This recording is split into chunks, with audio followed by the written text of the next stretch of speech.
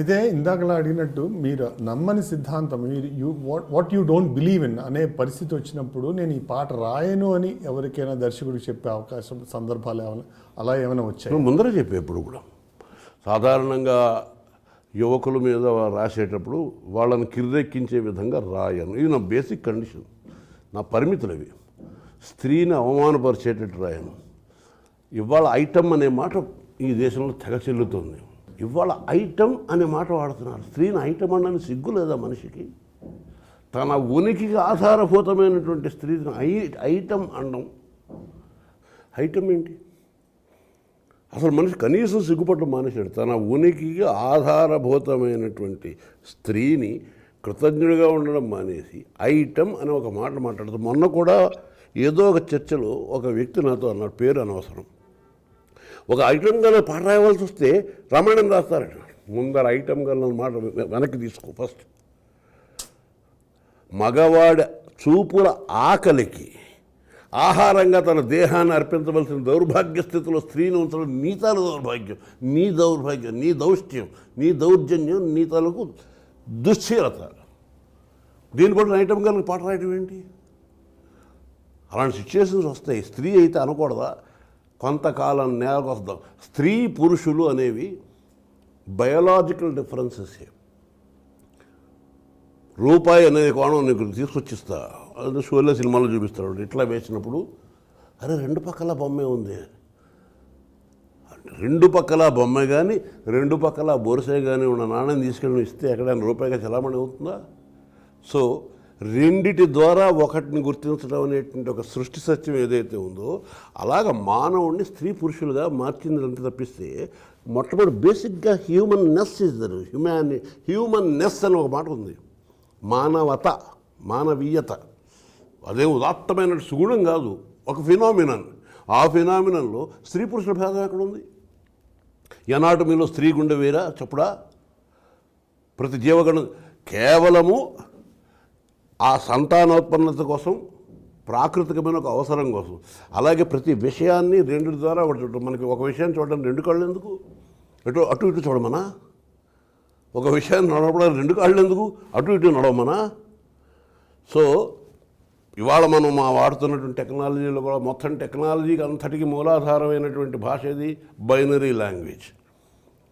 0-1 అనే రెండింటి ద్వారానే కంప్యూటర్కి మనం కావాల్సింది ఏదైనా అందజేయగలం. రెండింటి ద్వారానే ఒక ఉనికిని కనిపెట్టడం అనేటువంటి ఒక తాత్వికమైనటువంటి ఒక గొప్ప విషయం చాలా ఇవాళ.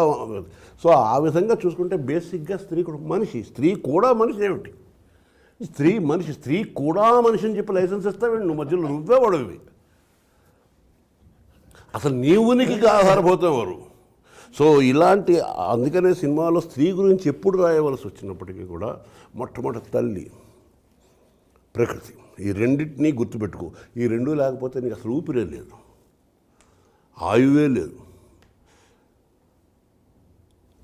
కలిసి రాని కాలం ఎంత శీలం పోవడం, ఇలాంటి విచిత్రమైన పదాలు.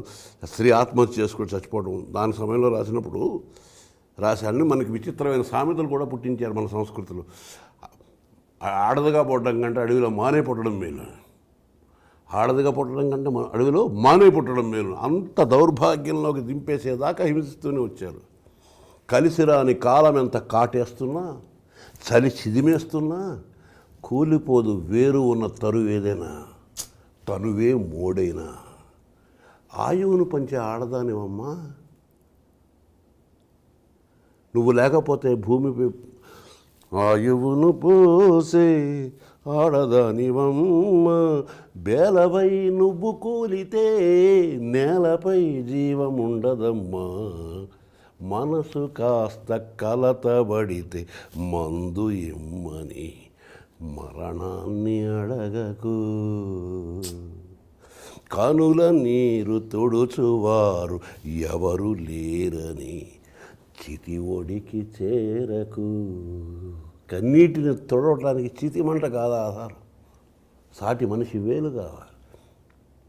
సో తను పుట్టినటువంటి గర్భకోశాన్ని అవమానిస్తున్నటువంటి స్థితిలో ఉన్న మనిషి మేలుకోవటానికి అనుక్షణం సందర్భం ఎప్పుడొచ్చినా స్త్రీకి సంబంధించినటువంటి ఔన్నత్యం కంట నీ నిమ్నత్వాన్ని ఎక్కువ రాస్తాను. అది చాలా ఇంపార్టెంట్ నాకు. స్త్రీ ఉన్నతురాలో కాదో వేరే విషయం, నువ్వు మాత్రం అల్పుడివి, అది మాత్రం గ్యారంటీ. చాలామంది ఒకసారి నా దగ్గరికి అమ్మాయిలు వచ్చి సమాన హక్కులు అంటే ఒకటే మాట మాట్లాడిన, అమ్మ మీకు మగాళ్ళతో సమాన హక్కులు మీకు కావాలి అంటే మీరు కనీసం 10 మీటర్ల కిందికి దిగి రావాలమ్మా. వస్తేనే మీకు సమాన హక్కులు వస్తాయి. ఎందుకంటే మేము డ్రైవ్ చేయగలం, ఆకాశాల్లో ఎగరగలం, నీటిలో ఈదగలం, గాడిద గుడ్డు చేయగలం, కంకరపాటి కనలేమే, పెంచలేమే. అసలు పుట్టుకకు ఆధారభూతమైనటువంటి ఆ స్త్రీత్వం అన్నది దేవతకు సమానం. సో మీరు దిగిరండి. మీరు ఎంతసేపు మేము కూడా ఇంజిన్ తోలుతాం తోలండి. ఎందుకు తోలకూడదు రూలే ఉంది, తోలండి, ఆయాసపడండి. కానీ మీకు మీలో గర్వం ఉండాలి. అసలు ఈ సమాజాన్ని తయారు చేయడానికి సామాజికులు అని చెప్పుకునే మనుషులను తయారు చేసింది నేను. ఆ గర్వం వాళ్ళ స్త్రీ తన తాలూకు స్వీయాత్మ అభిమానాన్ని వదులుకునే స్థితి దాకా సమాజం తీసుకెళ్ళిపోయింది. అది ఆ ఆవేదన ప్రతి చోట చూపిస్తుంది. కొంతకాలం నేలకు వచ్చాము, అతిథులై ఉండి వెళ్ళగా.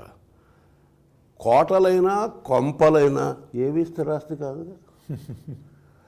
ఇవి ఇలాంటి సమయాల్లో నేను ఏం కోరుకుంటానంటే, ఆ పొయిటిక్ వే ఆఫ్ ఎక్స్ప్రెషన్ ద్వారా ఒక గొప్ప థాట్ గుండెలో పేలుద్దామని అనుకుంటా. ఒక్కసారి మనం ఆలోచించిన విషయాలు ఒక్కసారి కూర్చొని ఆలోచించు. ఏ కోట కట్టిన చక్రవర్తి ఆ కోటలో కాపురం చేశాడు చెప్పు. ఎందుకంటే కోట కట్టడానికి 400 ఏళ్ళు పడుతుంది. ఏ చక్రవర్తి 400 ఏళ్ళు బతకాడు? వాడు కోటల రాజులు కడతారు, వాడి తరాలు గడిచిపోతాయి. వీడు కోట పూర్తి అయ్యేటప్పుడు శత్రురాజు వాడు తరివేసి వాడేళ్ళు చీమలు పెట్టిన పుట్టలు పాముల నిలవైనట్లు. సో కోటలైనా కొంపలైనా ఏవి స్థిరాస్తి కాదు కదా. కాస్త స్నేహం, కాస్త సహనం పంచుకోవచ్చు హాయిగా. ఇంతకన్నా సొంతం అంటూ ప్రపంచ పటాన లేదుగా. ఇది ఒక అమ్మాయి క్లబ్లో డ్యాన్స్ చేస్తూ పాడుతారు, పాడకూడదా? క్లబ్లో డ్యాన్స్ చేయడం అనేది ఒకానొక వృత్తి. తన పొట్టపోసుకోవడానికి ఆ అమ్మాయికి వచ్చిన పని అమ్మాయి చేస్తున్నాం, పాడగలదు, పాడుతుంది. ఆ అమ్మాయి మంచి మాట్లాడకూడదా? పుట్టింటోళ్ళు వదిలేశారు, వాళ్ళు వదిలేశారు, నువ్వు జాగ్రత్తిస్తావా అన్న దౌర్భాగ్యంలోనే బతకాలా? సో ప్రతి చోట కోటి చుక్కల చీకటి ఉందని రాత్రి భయపడలేదే, కోటి చుక్కల కాంతితో తన వేకుని వెతుకుతుంది. ఇది కూడా సోకాల్డ్ ఐటమ్గా భావించుకున్నట్టు ఒక స్త్రీకి రాసిన పాటే. చీకటి ఉందని చింతతో నడిరాత్రి నిద్రపోలేదే, రాత్రి నిద్రపోలేదు, రాత్రిలో మనం నిద్రపోయాం. చీకటిగా ఉందని చెప్పి రాత్రి పడి నిద్రపోయిందా? లేదు, అది వేకుని వెతుకుతుంది. ఎలాగా? కోటి చుక్కల కాంతితో. ఇది ఎవరికి రాసా? వాళ్ళకి రాశారు.